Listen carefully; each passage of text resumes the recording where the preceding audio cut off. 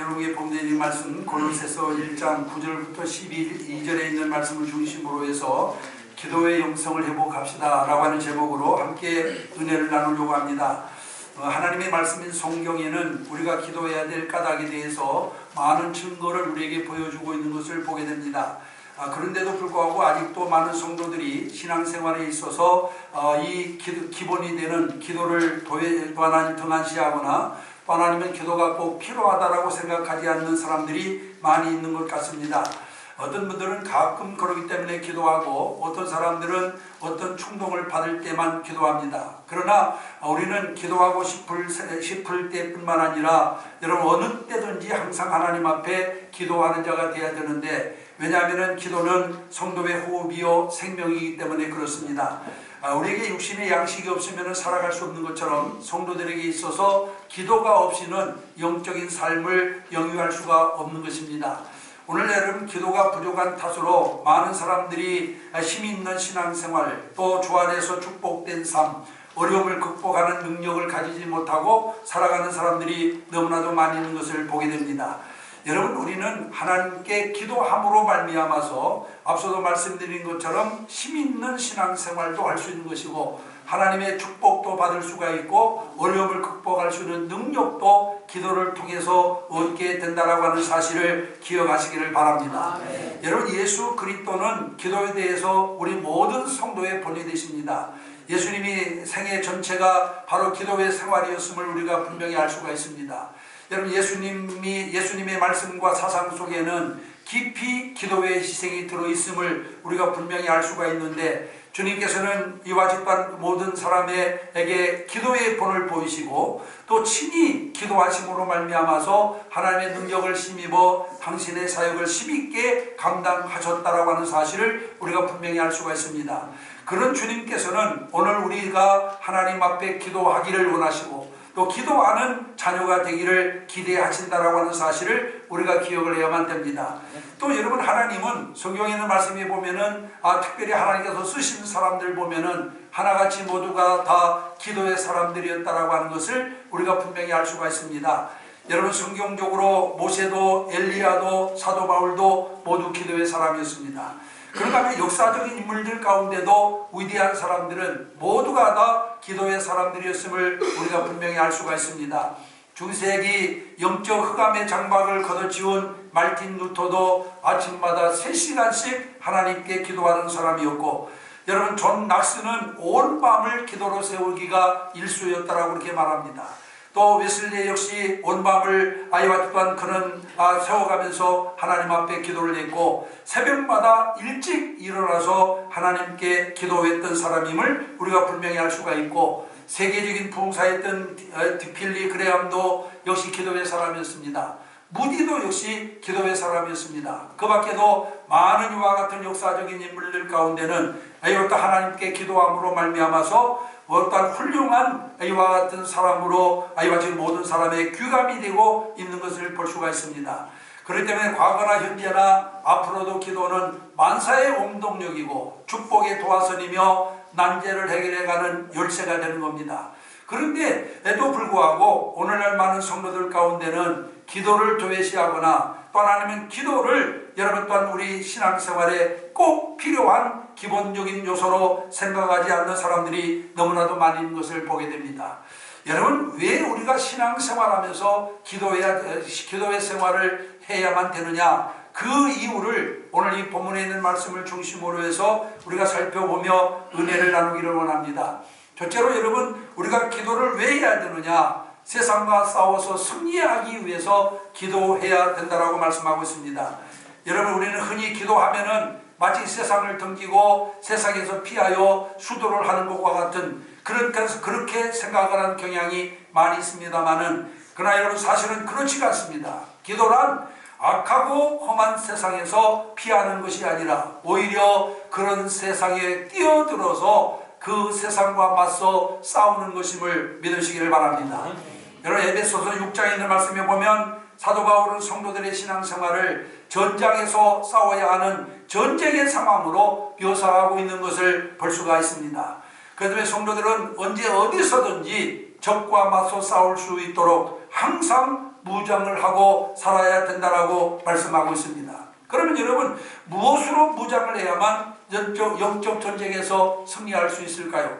여러분, 사도 바울은 에베소 6장에서 진리의 허리띠와 의의 흉배와 복음의 신과 그리고 믿음의 방패와 구원의 투구를 가지라고 그렇게 말씀하고 있는 것을 보게 됩니다.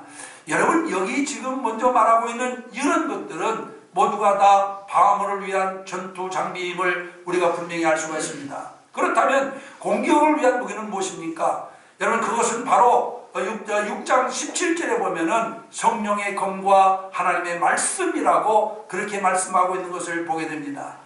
여기까지 사탄의 세력과 싸우는 성도가 갖춰야 될 모든 전투 장비가 아이와 또한 다 나온 것처럼 보입니다만은, 그러나 그 다음 절을 보면은 바울은 여기서 아주 중요한 무기 하나를 더 소개하고 있는 것을 볼 수가 있습니다. 그게 바로 무엇입니까? 기도와 간구라고 말씀하고 있어요.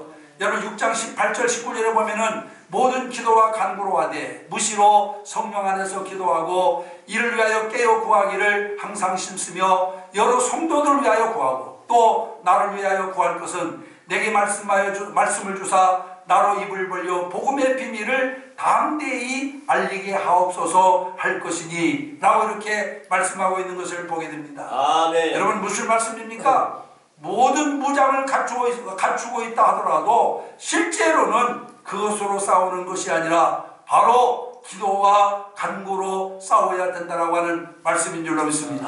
아멘. 이런 의미에서 기도란 마치 전장에서의 지원과도 후방 지원과도 같다라고 할 수가 있습니다. 즉, 영적 전쟁에서 말씀이라고 하는 칼을 휘두르면서 싸울 수 있도록 뒤에서 지원해 줄 수 있는 절대적인 무기가 바로 기도라고 하는 그런 말입니다. 아멘. 여러분, 우리가 말씀이 있다 하더라도 실제적으로 기도로 뒷받침되지 않는 말씀은 아무런 역사가 일어날 수 없음을 우리는 기억을 해야만 될 줄로 믿습니다. 아멘. 여러분, 출애굽한 이스라엘이 리비딤 광야에서 치루었던 아말렉과의 전투를 한번 생각해 보십시오. 여러분, 이 전쟁에서 비록 칼을 들고 전쟁에 나가 싸움을 한 것은 여호수아와 그의 군대들이었습니다. 실제로 이 전쟁의 승패를 어떤 좌우했던 것은, 그러나 여러분, 여호수아와 그 군대가 아니라 산꼭대기에서 손을 높이 들고 기도한 모세였다라고 하는 사실을 우리가 분명히 알 수가 있습니다. 모세가 손을 높이 들면 이스라엘이 이기고, 모세의 손이 피곤하여 내려오면은 이스라엘이 아이와집반 또 지고, 그것을 거듭하게 되었습니다. 그때 아론과 홀이 돌멩이 하나를 가져다가 그 위에 모세를 앉히고 그 다음에 손을 높이 들게 한 다음에 아론과 홀이 모세의 손을 내려오지 않도록 붙잡아 주었더니 결국 이스라엘이 대승을 거두게 되었다라고 이와 같이 성경은 말씀하고 있는 것을 보게 됩니다. 여러분, 무엇에 의한 승리입니까? 여러분, 또한 다시 말하면 여호수아가 칼과 그리고 군대를 이끌고 나가서 싸운 싸움의 결과가 아니고 모세가 손을 높이 들고 그 손이 내려오지 않았기 때문에 이스라엘이 큰 승리를 거두게 된 것을 믿으시길 바랍니다. 그렇습니다. 기도란 결코 세상에서 피하여 세상의 문제와 담을 쌓아버리는 것이 아닙니다. 기도는 오히려 세상과 직면하는 것이고 그 세상이 던져주는 문제와 싸우는 것입니다. 그래서 성도는 결코 기도하기를 멈춰서는 아니 될 줄로 믿습니다. 아멘. 기도가 멈춰질 때 성도는 영적 전쟁에서 패할 수밖에 없으며 결국 문제와 역경, 환란의 올무에 걸려서 사탄에게 끌려다니는 비참한 삶을 살아갈 수밖에 없는 것입니다. 아멘. 그러므로 우리 성도는 언제 어디서나 항상 하나님 앞에 기도하는 자들이 되어야만 될 줄로 믿습니다. 아멘. 그래서 사무엘처럼 우리가 여러분 기도 쉬는 죄를 범치 않도록 항상 깨어서 기도하는 자들이 되어야만 될 줄로 믿습니다. 기도하는 자가 되어야만 세상을 이깁니다. 아멘. 기도하는 자가 죄악을 이깁니다. 아멘. 기도하는 자가 여러분 또한 우리가 승리로운 삶을 살 수 있다라고 하는 사실을 분명히 기억하시기를 바랍니다. 아멘. 그 다음에 두 번째로는 하나님의 뜻을 행하기 위해서 기도해야만 되는 것입니다. 우리들은 흔히 기도를 하나님께 복을 받는 수단이나 혹은 우리의 소원 성취를 위한 수단으로만 생각합니다. 물론 이것도 잘못된 것은 아닙니다. 왜냐하면 성경에 보면 주님께서 분명 구하면 주실 것이고 찾으면 만날 것이고 두드리면 열어주리라고 말씀했고 너희가 내 이름으로 무엇이든지 구하면 내가 곧 시행하리라고 말씀했기 때문에 물론 여러분 기도하면 우리가 복을 받을 수 있습니다. 우리의 소원이 이루어질 수 있습니다. 그러나 여러분 그렇다고 해서 여러분 또한 그것이 기도의 전부라고 생각해서는 안 된다라고 하는 사실을 우리는 기억을 해야만 될 줄로 믿습니다. 기도는 절대로 단순하게 복을 받고 소원을 성취하기 위한 수단으로 생각하는 것은 여러분 이것은 커다란 잘못이라고 하는 사실을 우리는 기억을 해야만 됩니다. 기도는 결코 우리의 욕망을 채워주는 수단이 아닙니다. 그것은 하나님과의 친밀한 만남이며 그리고 깊은 교제라고 하는 사실을 믿으시기를 바랍니다. 그래서 기도 속에는 언제나 하나님과의 인격적인 교류와 대화가 이루어져야만 하는 것입니다. 만약 우리가 일방적으로 우리의 소원만을 아니고 하나님의 뜻에 대하여 길을 막아버린다면 그것은 진정한 의미에서 기도라고 할 수가 없는 것입니다.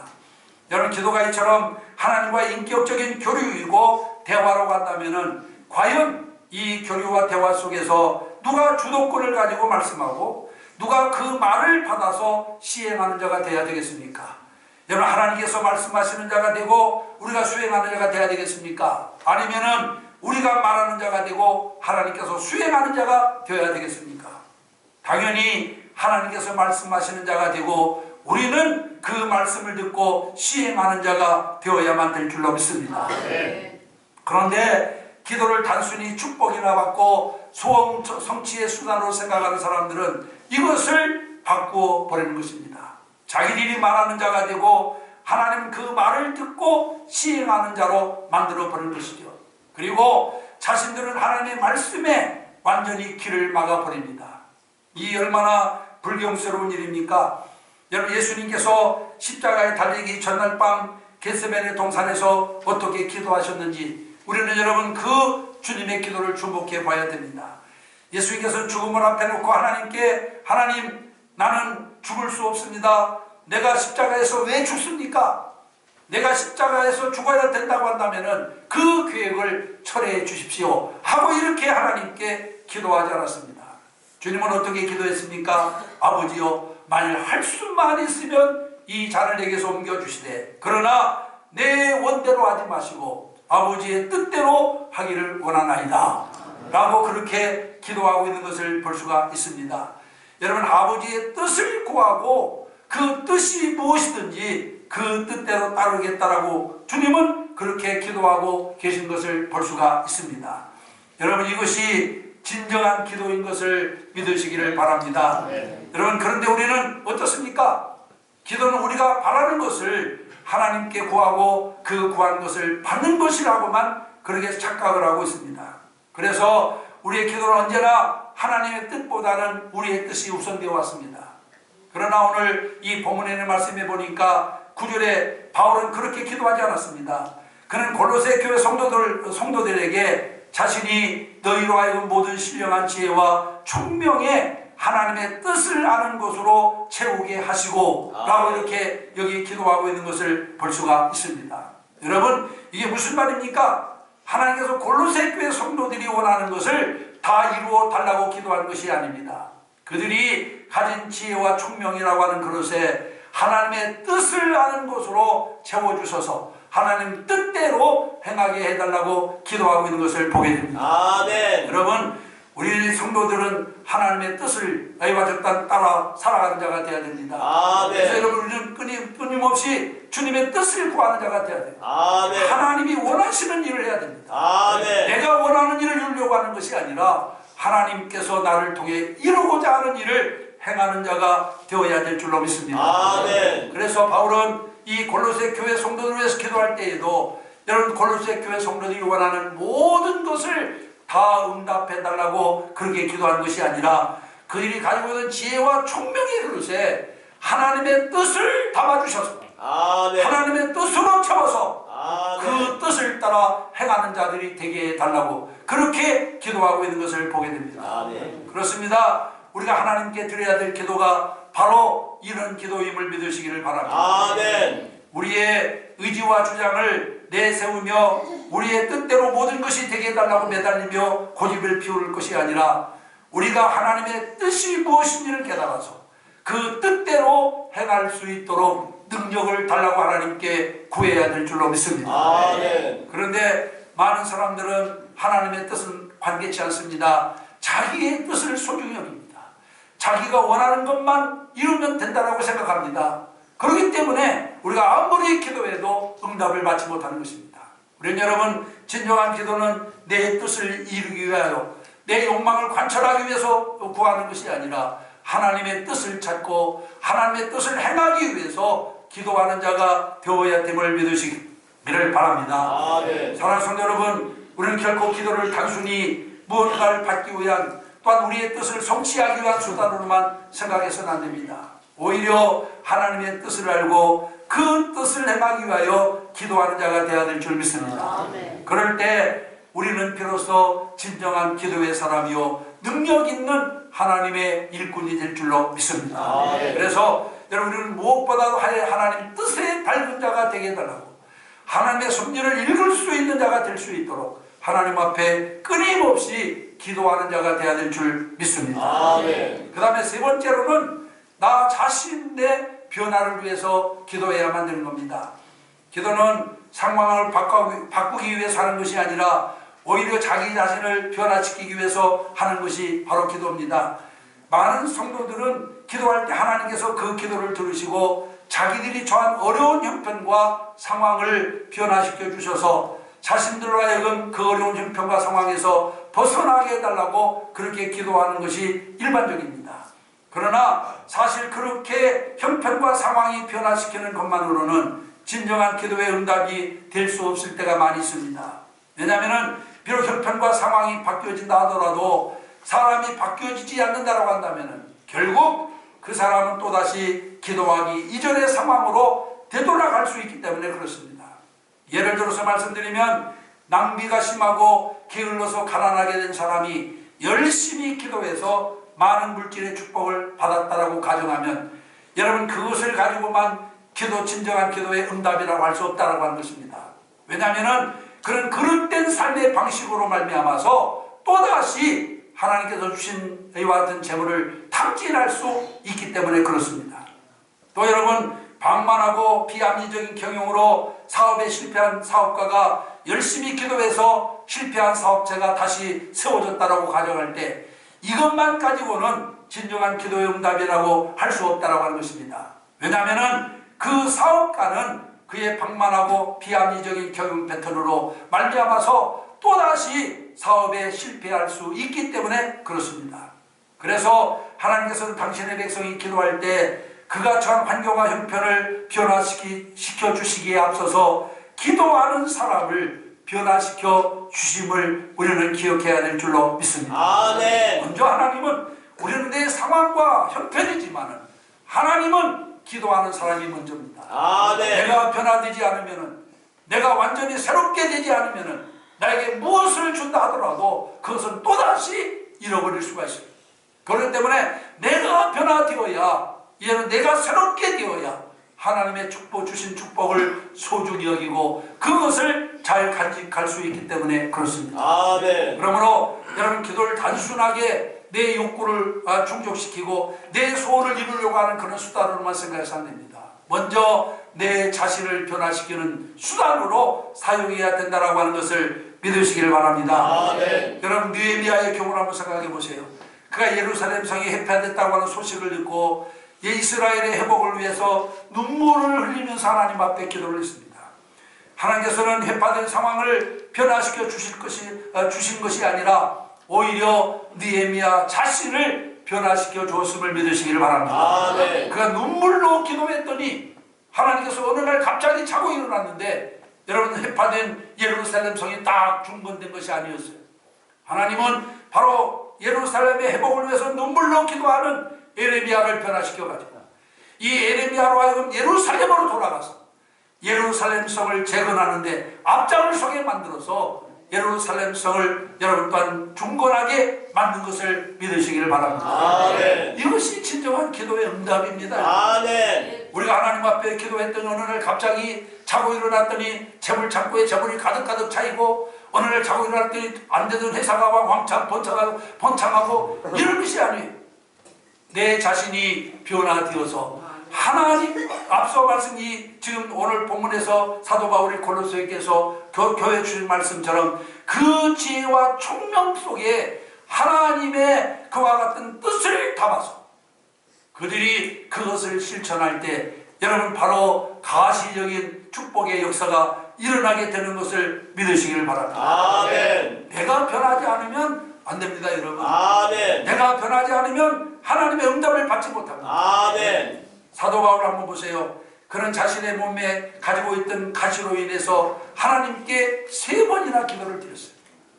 얼마나 간절히 기도를 드리겠습니까? 그러나 하나님께서는 그의 몸에 가시가 있는 상황을 변화시켜 준 것이 아닙니다.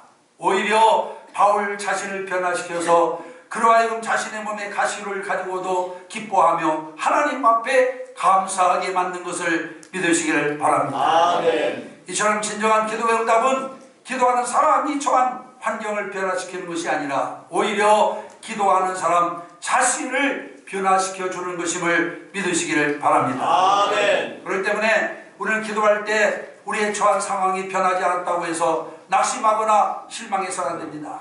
오히려 상황이 아니라 우리 자신을 변화시켜 주실 것을 기대하고 기도하며 그리고 기도한 후에는 반드시 기도한 대로 변화된 삶을 살아야만 될 줄로 믿습니다. 아멘. 그러면 상황도 변하고 형편도 변화될 줄로 믿습니다. 아멘. 그러면 나 자신을 변화시킨 다음에 그 다음에 상황도 바꿔주고 그리고 형편도 바꿔주는 거예요. 그런데 우리는 대부분 자기가 변화될 것은 생각하지 아니하고 상황만 바꿔달라고 하고 형편만 바꿔달라고 하니까 때로는 상황이 바뀌었다 하더라도 자신이 변화되지 못했기 때문에 다시 옛날처럼 주신 축복을 다시 잃어버리게 되고 또 변화된 환경을 다시 옛날로 돌려보내는 이런 경향이 너무나도 많이 있습니다. 사랑하는 성도 여러분, 내 자신이 변해야 모든 것이 변할 수 있다고 하는 것을 믿으시기를 바랍니다. 아멘. 사도 바울이 빌립보 교회 성도들에게 내게 능력 주시는 자 안에서 내가 모든 것을 할 수 있느냐라고 했을 때 여기 모든 것을 할 수 있다라고 하는 것은 하나님께서 그의 형편을 변화시켜서 그로 하여금 하나님의 일을 감당하게 하실 것이라고 하는 그런 말이 아닙니다. 하나님께서 그 자신을 변화시킴으로 어떤 상황 어떤 형편에 처하든지 능히 하나님의 일을 감당하게 하실 것이라고 하는 그런 고백임을 믿으시기를 바랍니다. 그러니까 결국 내가 변함으로 말미암아서 그 다음에 또한 내 형편도 내 처지도 변화될 수 있다라고 하는 말씀인 줄로 믿습니다. 아멘. 그러므로 우리는 어떤 어려운 형편에 처한다 하더라도 우리의 형편과 상황을 탓하면서 그 상황만 변화시켜 달라고 기도할 것이 아니라 오히려 우리 자신을 변화시켜 주셔서 능히 그 모든 환경을 이기고 승리하는 자가 되게 해달라고 하나님께 기도하는 자가 되어야 될 줄로 믿습니다. 그래야 하나님의 진정한 응답을 받을 수가 있는 거예요. 아무리 환경과 형편의 변화를 우리가 받았다더라도 내가 변화되지 못하면은 또다시 여러분 또한 원점으로 돌아가 버리기 때문에 이제 무엇보다도 우리는 내 자신의 변화를 위해서 하나님 앞에 끊임없이 기도하는 자가 되어야 될 줄 믿습니다. 아멘. 우리가 예수를 믿으면서도 왜 변화된 삶을 살지 못합니까? 한마디로 말해서 내가 변화되지 못했기 때문에 그래요. 아멘. 정말로 그리스도의 사람으로 변화되었다고 한다면 다른 모든 것도 함께 변화되어질 줄로 믿습니다. 아멘. 삶도 아니면 또한 생활도 여러분 내가 변화되면 반드시 여러분 바뀌어지게 될 줄로 믿습니다. 아멘. 그런데 나 자신은 그대로 있는데 여러분 다른 상황만 바뀐다라고 해서 환경만 바뀐다라고 해서 그것이 진정한 새 생활이 될 수 있느냐? 절대로 그럴 수 없다라고 하는 사실을 우리는 기억을 해야 될 줄로 믿습니다. 아멘. 그러므로 이제는 우리는 무엇보다도 우리가 기도해야 될 이유가 바로 어디에 있느냐? 자신이 변화되기 위해서 기도해야 됩니다. 지금까지 가지고 있던 잘못된 생각들을 버리고 정말로 하나님께서 기뻐하실 수 있는 진정한 이와 같은 주의 자녀가 되기 위해서 기도에 힘쓰는 저와 여러분이 되어야 될 줄로 믿습니다. 아멘. 오늘 2부 예배에 참여하신 사랑하는 성도 여러분, 우리는 왜 우리가 기도해야 되는지 오늘 이 본문 말씀을 통해서 살펴보았습니다. 기도는 세상에서 피하는 것이 아니라 세상과 맞서 싸우는 것이고 또 내 뜻을 관철시키기 위하여 구하는 것이 아니라 하나님의 뜻을 알고 그 뜻을 행하기 위해서 드리는 것이고, 그리고 상황과 형편을 바꾸기보다는 우리 자신을 변화시키기 위해서 드리는 것이 기도입니다. 아멘. 우리는 결코 그렇기 때문에 기도를 가볍게 여기거나 소홀히 여겨서는 안 됩니다. 오직 열심히 기도하는 자가 되어야 될 줄 믿습니다. 아멘. 그래야 우리의 영적 정쟁에서 승리하게 되고 하나님의 뜻을 깨닫고 그 뜻을 행하게 되며 어떤 상황에서도 능히 하나님의 일을 감당하는 능력의 사람이 될 줄로 믿습니다. 아멘. 그래서 이제 우리가 하나님께 기도함으로 말미암아 여러분, 우리는 하나님께서 주시는 능력과 승리와 축복의 삶을 살아가는 모든 성도들이 되어져야 될 줄로 믿습니다. 아멘. 그래서 적어도 우리 성경은 우리 성도들에게 늘 깨어 기도할 것을 권고하고 있고, 우리 성도들이 하나님 앞에 기도함으로 인해서 우리는 승리로운 삶도 하나님 또한 뜻을 이루는 삶도, 또 뿐만 아니라 여러분 어떤 환경에서도 아이 같은 그 환경을 이기고 승리하는 삶을 살 수 있다고 하는 것을 분명히 기억하시고, 기도의 심쓰는 여러분들이 되시기를 바라면서 이 말씀 잠시 증거해 드렸습니다. 기도하시겠습니다. 이 시간 나같이 한음소로 주님 앞에 기도하겠습니다. 오늘 말씀처럼 우리가 정말 기도해야 될 이유가 있습니다. 영적 전쟁에서 승리하기 위해서, 하나님의 뜻을 알고 시행하기 위해서, 그리고 또한 어떤 상황에서도 능히 하나님의 일을 감당할 수 있는 능력의 사람이 되기 위해서 우리는 쉬지 말고 기도해야 됩니다. 하나님, 지금부터라도 우리가 주님 앞에 열심히 기도해서 하나님께서 주시는 큰 은혜로 우리가 늘 승리하는 자가 되게 해달라고 다 같이 시간 합심해서 통성으로 하나님 앞에 기도하겠습니다. 사랑의 신 아버지,